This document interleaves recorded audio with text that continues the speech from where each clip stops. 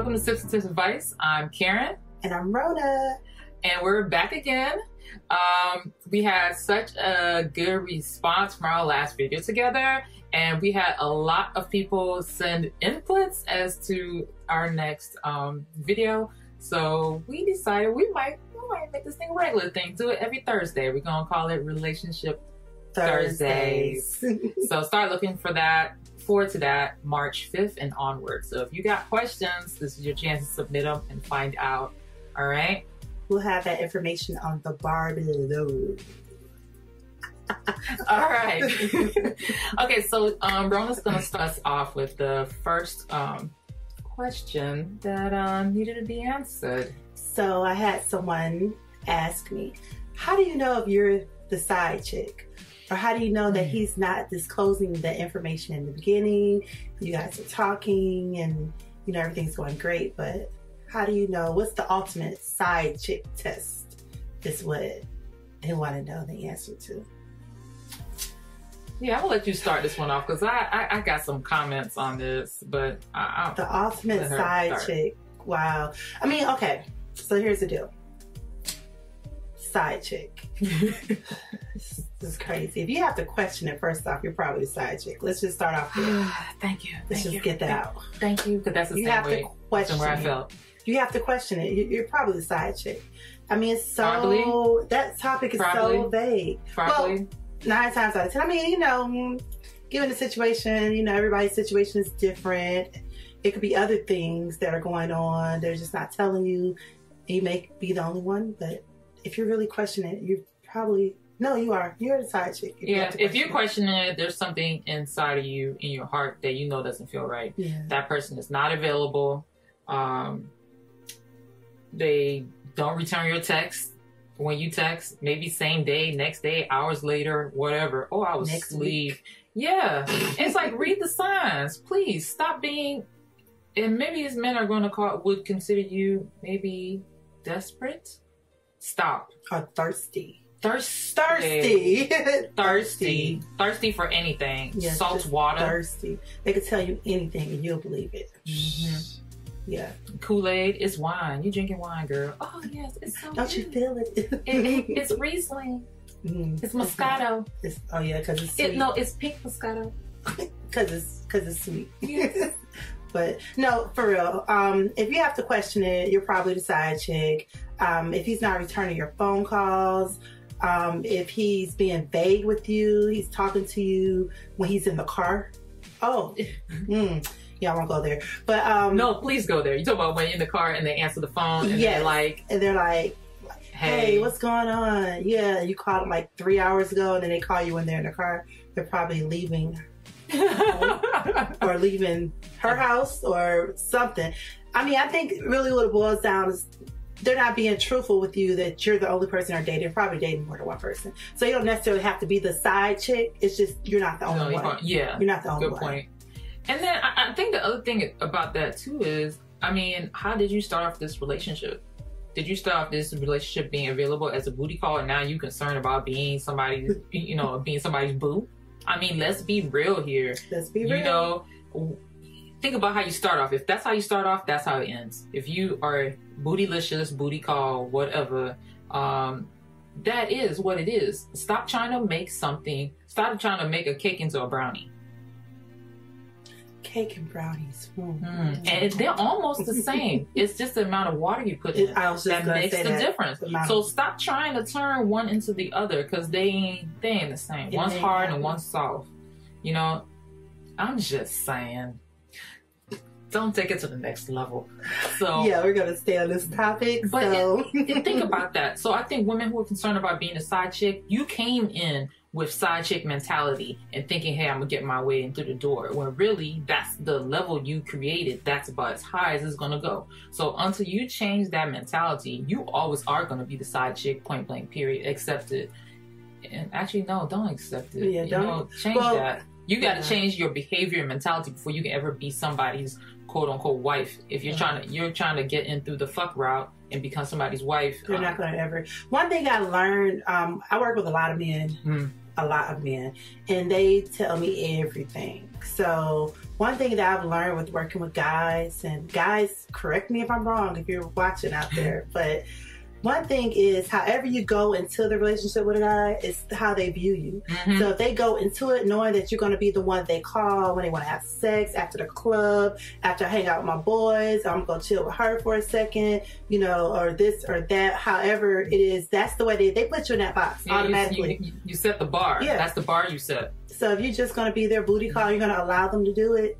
You're going to allow them to come and go as they please, and you don't have any expectations set, or, you know, you're going to tolerate anything in the beginning. You can't let it slide for 2 or 3 months and expect on the 3rd month, oh yeah, no. You can't come over here anytime you feel like it, or no, I'm not gonna, you know, don't just roll up in here anytime. No, because you let them do it to begin with. So one thing I've learned too is that guys like a challenge. So if you're too easy in the beginning, they're just gonna be like, whatever, and move on to the next. They want something that's gonna challenge them. And that's why guys are with so many women. Yeah, they want someone that's gonna make them easy. And they want somebody that's gonna make them do better. You know, because honestly, with men, you just kind of gotta make them do things. Like, sorry, I think so. Okay. I mean, don't apologize. No, I'm just saying, I just kind of feel like you have to make them do things. I mean, at the end of the day, they have to want to do it, but if they have a strong enough woman to say, hey, this is how things are going to go, I'm not going to tolerate you returning my phone call. Or, you know, it's not even about you saying you're going to tolerate, it's your actions. It's not your words. But better yet, have you ever met a guy and then he calls you, meet him out at the club, or let's say at the grocery store or whatever. You met him at 4 o'clock that day, in the middle of the day or whatever. Then he calls you 2 or 3 days later at 11 o'clock at night, and you answer your phone? No. You're just saying, I'm available for whatever. And yes. It doesn't matter what time you call me. Don't be respectful and call me at a respectful hour. You know, I had somebody do that. I met him. Night we went out. A week later, 1 whole week goes by, and he finally texts me around 8:30 p.m. No, you text me and you just say hello? Hello? Really? No. Women stop answering these text messages. People, they barely want a whole conversation. But not only that, if you gave him your number, call. Like, don't let a text message be the first time we speak, or and the only thing you say is hello, and you say hello, not hello, this is so and so you met last week at the grocery store, or, you know, whatever the case may be. You know, just don't even tolerate that. Like, my tolerance, you have to, you know what your tolerance level is. And when it comes to meeting people, it's not even your tolerance level, it's the respect. Well, yeah, because you can tolerate anything. I'm just saying. I'm just saying, you can tolerate anything. But continue your point. I'm sorry. I know, right? But basically, you just have to set the bar. Just make sure that you set the bar in the beginning. Hey, I would expect for you to call me at a decent hour. Or if they text you, you know what? If you don't want to respond to text, you pick up the phone, call them. If they don't answer, ooh, that's a good one. They don't answer, and they're texting you at 11 o'clock at night, and they're not answering the phone when you call them. But don't call them out that hour either. But I'm just saying, like, if you want to talk, if that's their first time texting you, I wouldn't respond at 11. Nothing after 10. Okay, let's say 8 o'clock. They're texting you 8 o'clock, hello, on a weekend. Most people aren't working, whatever. Text you hello. And you don't want to respond to the text message. You call them, and they don't answer. That just lets you know. That lets you know that they're preoccupied doing something else. And they're just trying to do something with their time, and you're that something. You're that entertainment for that moment to right. And they could be occupied. Out to dinner or at a movie or something. Went to the bathroom. Yeah, right. Or their date went to the bathroom and took a picture of themselves in the bathroom and say, "Hey, it's me." Someone did that? Same person. That's why I didn't respond, because he said hello the first time, and he took a picture of himself in the bathroom, public bathroom, not at home. So you out somewhere, you send me a picture of yourself in the bathroom, giving yourself away, and then, no, I'm not going to respond to that. Yeah, I wouldn't respond to it either. That's women, pay attention. Pay attention to the signs in the beginning. Side chick. I mean, really what it boils down to is that if you're dating someone and you feel like it's something else, or if you make plans with them, they're always changing the plan, or they can only meet you at a certain time of night. And they always want you to come over. Or they're only calling you at a certain time of day. Like if they call you in the morning on their way to work and you don't hear from them again until they get off work, but then it's like that that hour before they get home, then you don't hear from them for the rest of the night. Yeah. They're probably living with somebody. Like, let's just read the signs. Stop trying to make it out to be something that it's not, because at the end of the day, it is what it is. And if they're unavailable, meaning they're unavailable to share anything with you. I mean, hello, you know when somebody wants something. Stop trying to make these things up in your head. Oh, he might be the one. Oh, he drives a great car. Oh my gosh, you just should have seen his chain. Or his shoes. Oh, he has these Jordans. First off. Or these leather, whatever, loafers. Oh my gosh. Right. But I'm just thinking, like, if you're over 30 and you're impressed by a guy who has new Jordans. And to each his own, man. Look, don't judge. Okay. All I'm saying is, I like Jordans. If they can pay attention to you, they can take care of business, they are honest, they keep their word, they're great at following through, they love you, they can express it. And you can call them, like, if you're can count on them. Yeah. Those are people that you should be spending and giving your time to, not just any Joe Blow, just because he looks good and he can't hold a decent conversation on the phone and he pulls disappearing acts. Pay attention, women. Stop making up crap so you can waste more of your time. And then don't just go into it thinking it's one way when it's really another way. And like, you know, like Karen said, making brownies out of, making cake into brownies or brownies into cake. Yeah, trying to make, you're not going to do it. No. It's not going to happen. You have to accept things for what they are. And if that person isn't going to change their ways, I mean, I get it. When you're first dating, you may be dating a couple of people or whatever, but be honest up front. Like, you know, hey, I'm just dating. You're not looking for anything serious. Let that person know that up front. Don't make them think that it's going to be more than what it is. And it's not. I mean, know what? Another thing too about that is I don't think you really need to do all that, because you might start dating the person and you might actually start to change your mind. And a lot of times we think we know exactly what we want and then end up finding out that what you thought you wanted is not what you really needed. Wanted is not what you really needed in your life. So I think sometimes we just gotta let go of some of our expectations, but don't be dating just anybody that you know, oh, I'm just going to give them the benefit of the doubt.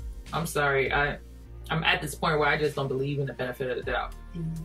You know, people are going to show you exactly who they are. They're going to say exactly who they are. And they're going to tell you need to pay attention. And pay attention to the signs in the beginning. Because listen to people when they talk. Listen. People don't listen. They hear you, but they don't listen. It's a difference between listening and actually hearing what a person says. Mm-hmm. Yeah, you're too concerned about how people are going to take, you know, how they're going to see you or view you. No, listen to people. Ask, like you said, do ask questions. I think that's good. Ask questions. Don't.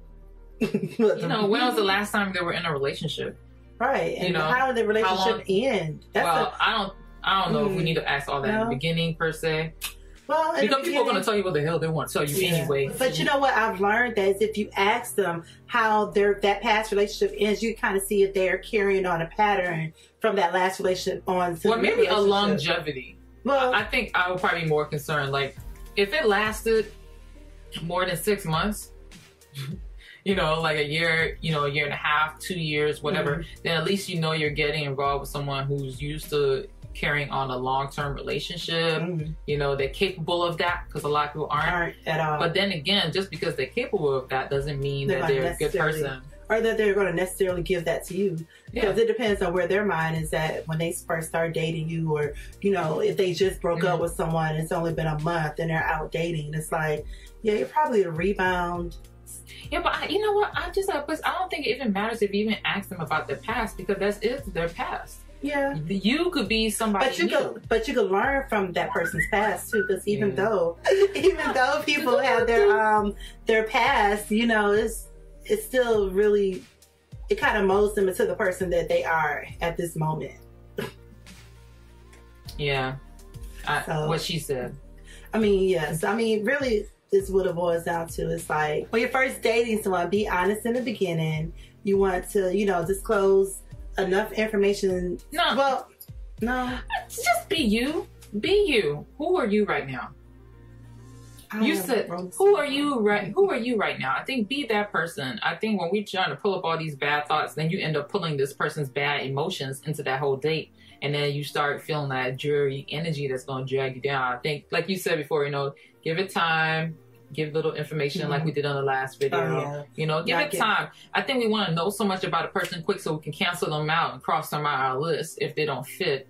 And I think sometimes we're just going to give ourselves time to just experience that. Enough of us don't open up enough, and then we want a relationship. But not even that. A lot of us, they don't, you know, we don't spend enough time with that person. You know, we live in a technology age where we're constantly on the phone, text messaging, video chatting, and you're not spending time with each other.